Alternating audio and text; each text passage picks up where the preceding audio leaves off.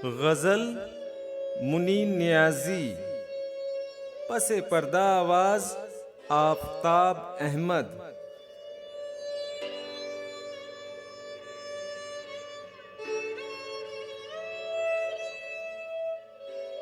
जिंदा रहें तो क्या है, जो मर जाएं हम तो क्या।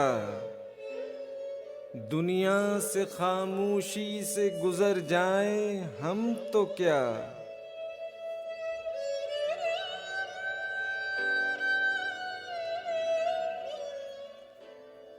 हस्ती ही अपनी क्या है ज़माने के सामने। एक ख्वाब है जहां में बिखर जाएं हम तो क्या।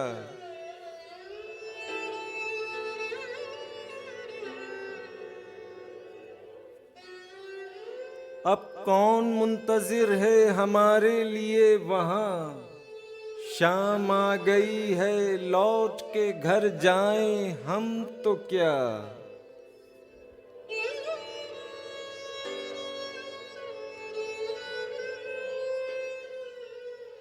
दिल की खलिश तो साथ रहेगी तमाम उम्र। दरियाए गम के पार उतर जाएं हम तो क्या।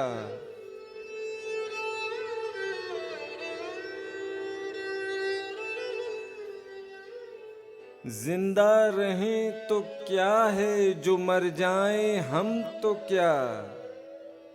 दुनिया से खामोशी से गुजर जाएं हम तो क्या।